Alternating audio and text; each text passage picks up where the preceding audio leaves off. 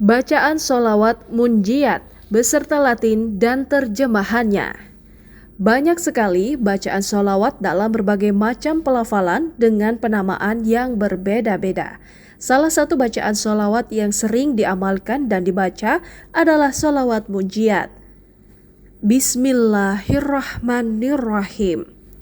Allahumma sholli ala sayyidina Muhammadin wa ala ali sayyidina Muhammadin sholatan tunjina biha min jami'il ahwali wal afat wa taqdi lana biha jami'al hajat wa tutahhiruna biha min jami'is sayyi'at wa tarfa'una biha indaka a'lad darajat wa tubalighuna biha aqsal ghayat min jami'il khairati fil hayati wa ba'dal mammat.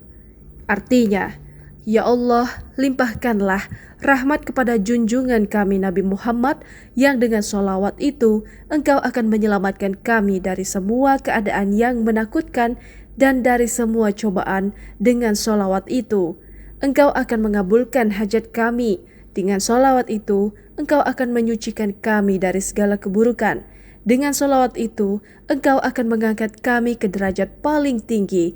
Dengan sholawat itu pula, Engkau akan menyampaikan kami kepada tujuan yang paling sempurna dalam semua kebaikan, ketika hidup dan setelah mati. Sholawat merupakan salah satu zikir yang sangat dianjurkan untuk dibaca secara istiqomah oleh siapapun.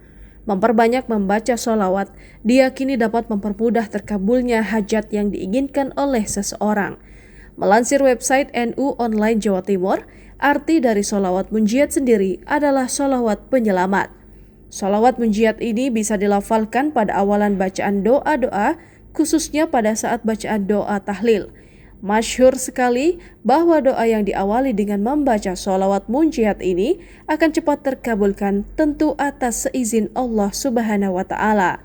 Selain itu, bacaan sholawat munjiat juga dianjurkan untuk dibaca sebagai zikir pada saat setelah melaksanakan sholat hajat dengan harapan agar hajat yang diinginkan segera terpenuhi.